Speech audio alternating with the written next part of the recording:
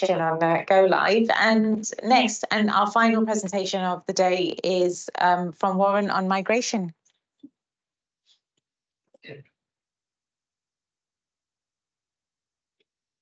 I'm not sure how to be serious after the post-lunch little show.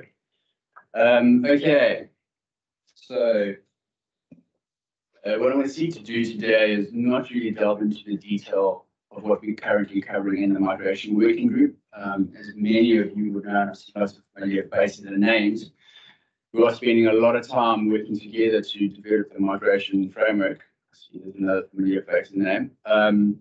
So rather just take you through at a really high level, what are the key sort of themes that we focus on, what are the key challenges to migration, what are the themes we are focusing on to get us through that as a collective. So really, without going into too much detail, what are we seeking to achieve through migration? Obviously, key points, and I touched on them this morning. One is about we want to accelerate the realization of those consumer benefits, but we also need to ensure we maintain quality and we don't adversely impact industry and consumers. We also need to make sure that the migration is fair and transparent. Obviously, these are migrations of MPANs, and there are business drivers behind profits will be affected, etc., etc., etc. So it needs to be a very fair and robust and transparent process that we use and that we collectively agree to that we use to manage the migration. And obviously, we need to adhere to the program plan, the milestones, etc., that we will help to.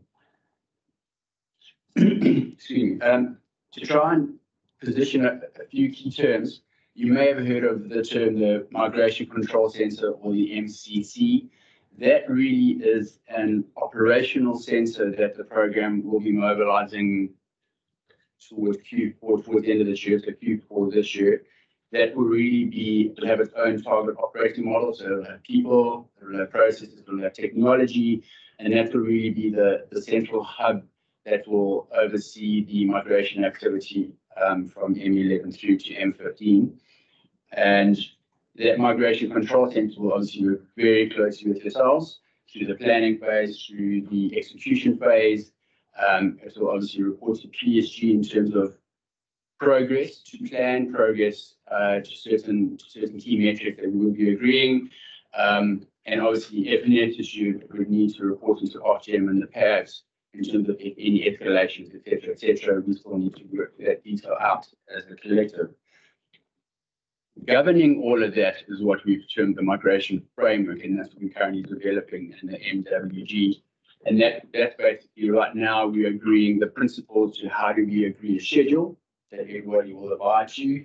And thereafter we agree on how do we control, manage the migration execution phase. And that's all agreed in the framework. It has the principles, it'll have the processes, it'll have the rules, it'll have all those good things, and that's what we look to guide us through this migration.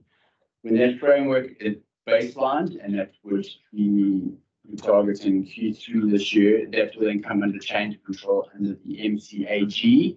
And thereafter, if through the migration phase we realize, oh heck, we need to change the principle or change the rule, it can then be going to change control so that that's all done in an objective manner. Roadmap at a very high level from where we are today to start a migration. So we've just about completed the first consultation on the framework. In fact, we have the assurance meeting this Friday, and we're hoping to have those artifacts approved in May. And that's consultation one, which is all about creating the principles to develop the schedule.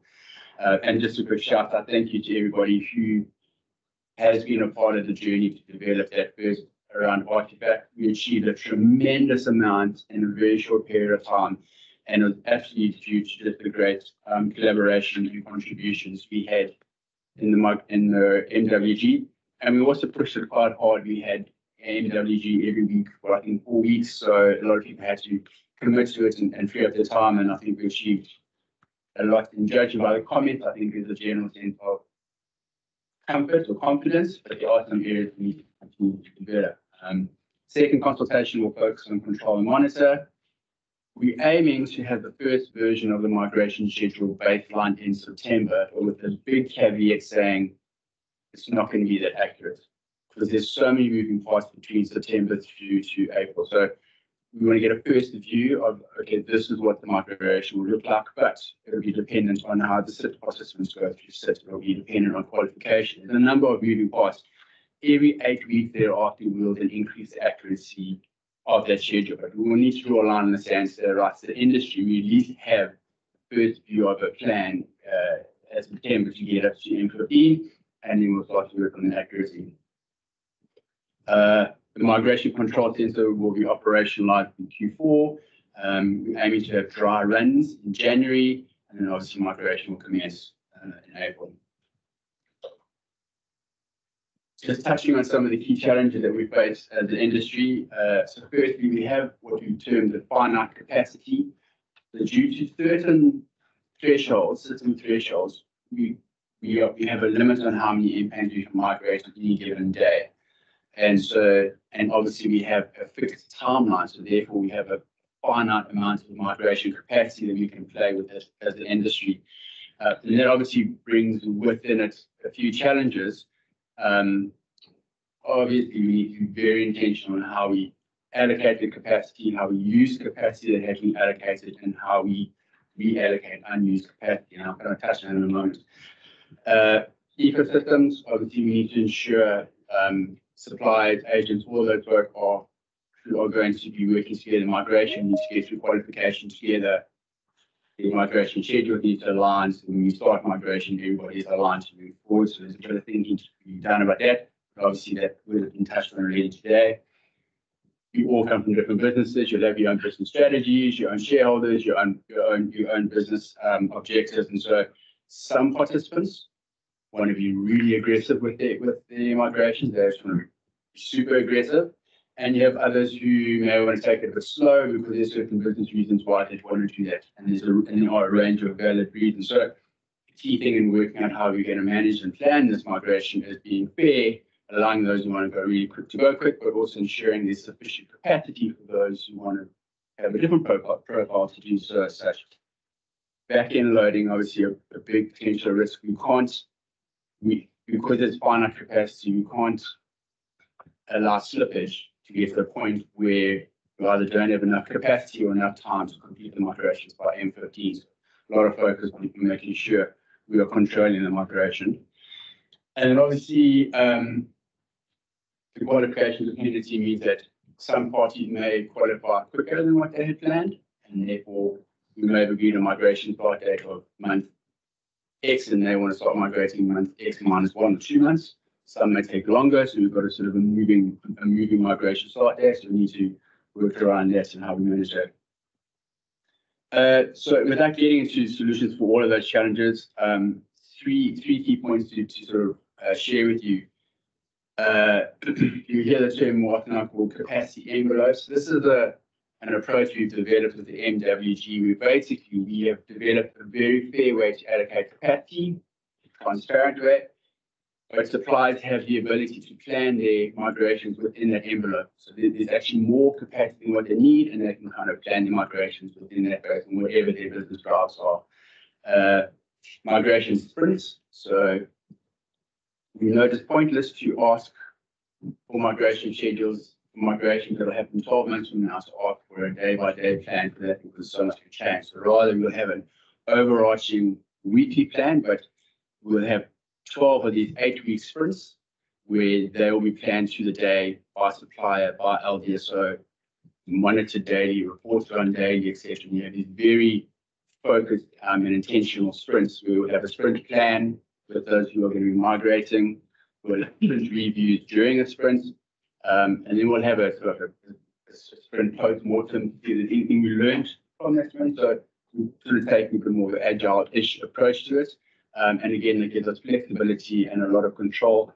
But also, we don't want you to invest time and resources in developing schedules for 12 months away. This is not going to be used by us and used by you. So let's rather find a happy balance where it's very pragmatic. And then obviously data. It's all about being intelligence driven. So it's about having the right data at the right time to the right people so we can manage this. Okay, touched on the capacity envelope. So again, without delving too much into this, the simple illustration would be, so left to right is time, M11 is M15. This is an example for a single supplier. The vertical is the amount of M-PANs to be migrated per day. You can see using the algorithms we've developed with NWG, we would say, right, supply A, here's your envelope you have. You can plan your migration anywhere within that envelope. And obviously you'll see there's an example of what the supplier was submitted. 2 key points. The migration thresholds, those are those system limits, were developed based on the premise that suppliers will complete the majority of their migrations within 6 months of starting. There's more ramp up for now, that's a different discussion. But at 6 months, you're going to complete the majority of your migration. So again, a concept we've agreed with MWG is using scaling factors, everyone's envelope will kind of look like it. We have 6 months to complete the majority of your migrations. However, you will always have a tail right to the end of M15, because you are going to have messy M-PANs, and M-PANs are going to need more time to resolve. You may have M-PANs that are time bound. There's a reason why you would only want to migrate them on certain months or whatever. So you will have this tail, but it'll be significantly less. And the key reason for that is you might have suppliers who are qualifying after you, and we need to ensure they have sufficient capacity to get through their migration. So you can kind of see why it's all closely linked. And a last point I've talked to is the reallocation of capacity. So because we have this finite amount of capacity, we have developed a process whereby if you as a supplier started migrating and all of a sudden you picked up an issue on your side and problems are going to happen, and you notify us and you say, sorry, we have to stop migration for a week or 2 weeks, or whatever, we'll say, great. We have developed the process to reallocate the capacity we allocate to you to any other suppliers you want to use that capacity, because we want to try and keep on using all that capacity. So there's a process for that. We're going to keep on offering up capacity that becomes available for any short-term reallocations. Migration expense, I think I've sort of touched the key elements of those. I won't use any more of your time on those. And then obviously keeping the data. So we will acquire and process data daily through the DIP. We'll be monitoring IFs, etc. So we will be monitoring what's happening through the DIP. We'll obviously publish information at whatever frequency we agree with yourselves, because we are aiming for as much transparency as commercially permitted. So it's all about, we have to hold each other accountable. So it's about as much transparency as what we can. And that data obviously will be used for planning, performance monitoring. You know, are we achieving the plans we're committed to? Exception management. You know, if there's problems with suppliers, whether it's central systems or whatever it is, we need to know where those problems are. Are they getting dealt with? Are they getting resolved, etc. I've discussed capacity optimization. How do we try and optimize the use of capacity, and then continuous improvement. We're going to look to learn through every sprint.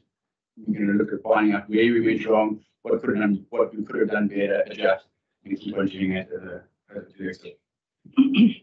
I think that's it.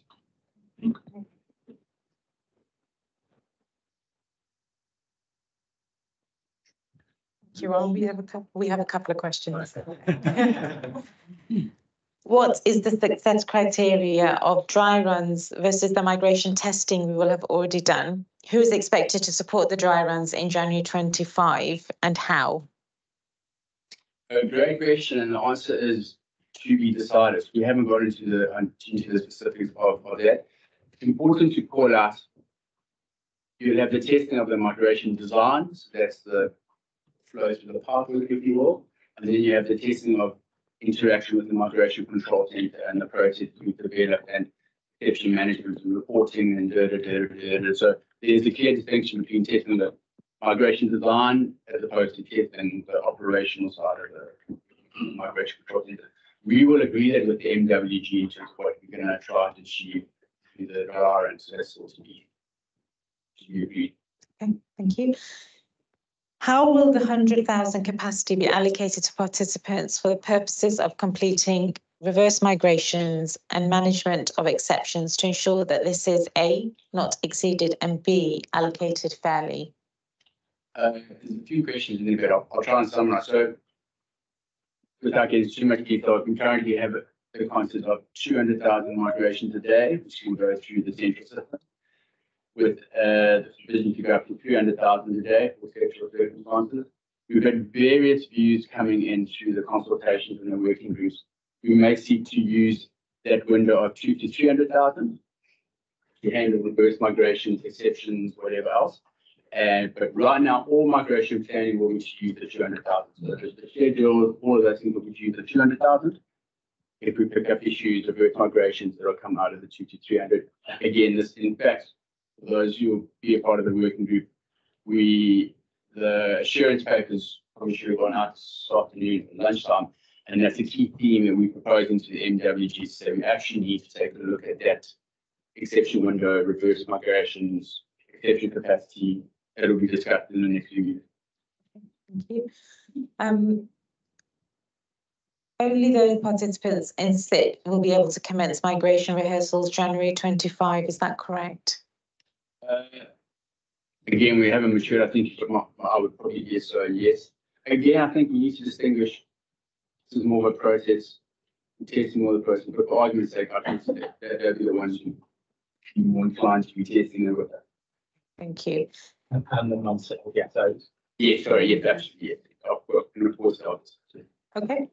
In the context of the technical migration process, could you clarify the critical point at which reverting changes would not be feasible? And then a second question, additionally, are there any further potential uncertainties that you anticipate might arise during migrations?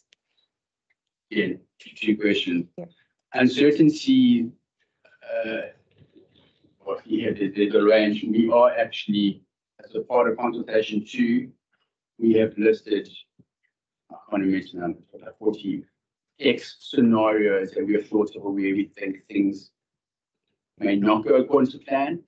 As a part of the working group, we want to proactively agree what are the solutions to those.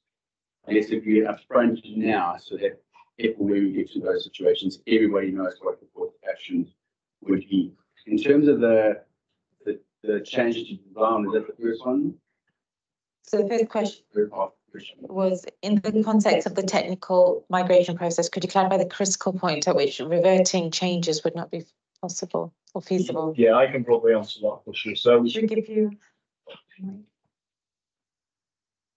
you.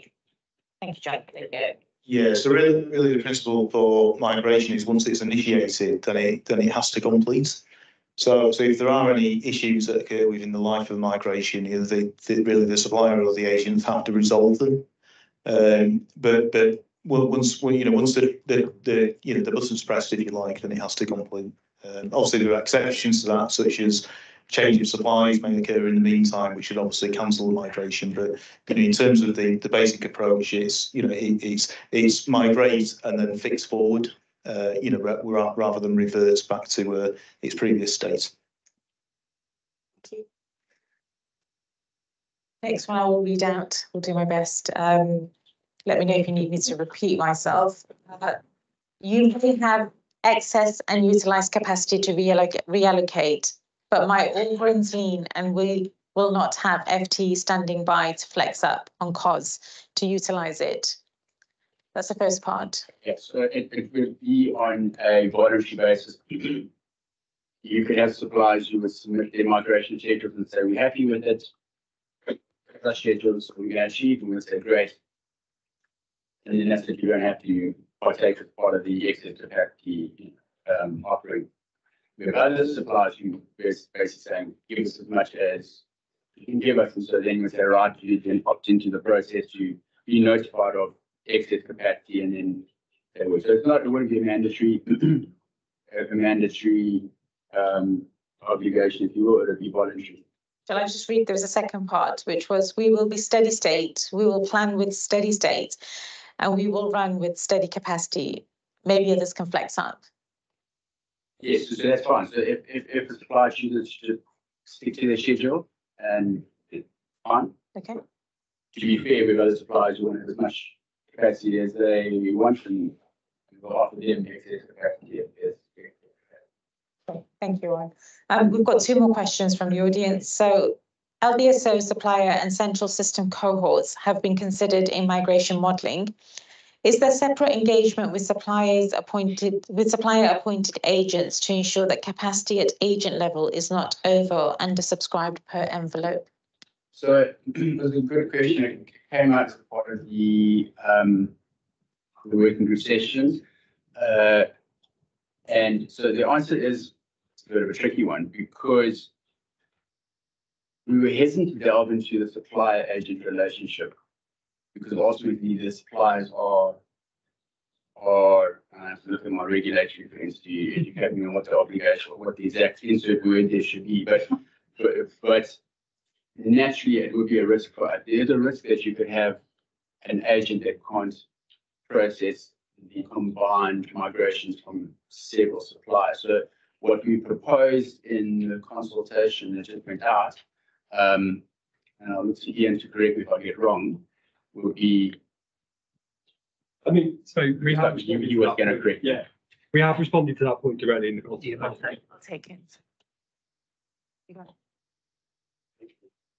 So we have responded to that point, and I guess fundamentally that we're going to understand suppliers' individual plans. We are going to collect what agents suppliers intend to use as part of their migration process. We'll then be able to aggregate that so we can form an agent lens across the whole migration profile. But fundamentally, the activity we'll be able to undertake at that point is to go to agents and say, you know, this is our view of your aggregate load that's going to be upon you during the migration process. Now, if there is a problem there, it's going to be very difficult for us to treat, essentially, because fundamentally agents will have contracted with suppliers to support these loads. The non-functional requirements are portfolio proportion based in many instances. So we can't really foresee an instance where that would be, other than small localized issues, we can't foresee an issue where that would actually be a problem. So, and equally, were there to be a problem, it would be a very difficult place for the programme to find itself to mediate between an agent saying which supplier should I prioritise in terms of load. So that we've responded to that effect. So we will be trying to validate that and try and actively confirm with agents that these volumes are supportable, but we can only really flag if there's a problem rather than actually treat it in any way. Okay, thank you. We absolutely know the risk, and again, we'll monitor it, but our level of influence is really limited. Okay. And last question for you, Warren. Is the intention to reallocate the difference between a supplier's declared schedule and their allotted capacity envelope, or will this be reserved for the supplier should they wish to exceed their declared schedule? Do you have to read it? I was about to say. You go back a slide, it's a bit more up the graph. Yes. Yeah. No? So the difference between the blue and the red line. Yeah, and so what you would have is when and let's see if I can get this that technology.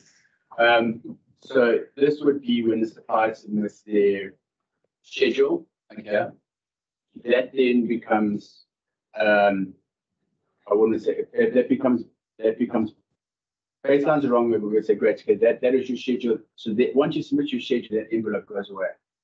You understand? Because then Capacity doesn't go. no, yeah, great question. Hold the point. The envelope goes away. So you said, right, here's the envelope. This is our preferred schedule. Great. So then we put the schedule. If you then say, right, now we have that capacity that's been not taken up by the supplier. Therefore, other suppliers that LDS or whatever, do you want to use it? We want you to use it. And then we'll go through the exercise. Then 8 weeks further down the road, we'll recreate these envelopes for the suppliers who want to change their plan. If you don't want to change your schedule, you're happy to schedule for whatever wrong reason. We'll look at qualification progress, migration progress, all those things. We'll keep on moving these capacity envelopes because we've got so many MPANs to do, time, blah, blah, blah. So we'll create them every 8 weeks. We'll assess everyone's submitted schedules against the capacity envelope. And you may find that for some reason, a supplier has had a big delay and they can only start migrating 6 months later. That would impact this supplier's capacity envelope, for argument's sake, because all of a sudden it could drop down again. So if the envelope change the envelope if your plan schedule will notify you, say, sorry, your envelope's changed, you need to resubmit for reasons A, B, C, D. If the envelope doesn't affect your plan, we don't notify you, we say, fine. If you want to resubmit your plan because you've learned over the past 8 weeks, then you can say, right, please give me my envelope, we'll give you a new envelope, you adjust your little blue line. So every 8 weeks in theory, you can adjust your. Those 8 weeks continue between M11 and M15. Yes. So those are those migration sprints, which is so we want to have every. We want to have every. Now, after 8 weeks, we need to agree that some have suggested 4 weeks. We think could be a bit too demanding on industry every week, every 4 weeks we're going to. But at an X week frequency, supply can adjust. To go, actually, we want to ramp up. We want to be way more aggressive now. We've done the first sprints. Things are settled. It's fine. We're happy. We're comfortable. We actually may want to be a bit more aggressive. So we'll resubmit a new schedule within your new capacity envelope. You'll need to request a new capacity envelope, otherwise it'll be assumed just to get your schedule. We need to agree that. So now we're getting into the control and monitoring. So The WTT. yeah, these are actually, we were just discussing it just yesterday. So there's different ways. We could just every 8 week issue everybody their capacity envelopes. Use it, don't use it, up to you. I don't. We need to agree what's the best for you. But to your point though, that we're offering that we've offered that supply the capacity, the supply said no thanks, I'm happy there, we're going great. We want to try and give that to someone else if they're keen for it. Thank you. That's all the questions from the audience. Okay. So thank you. That's brilliant.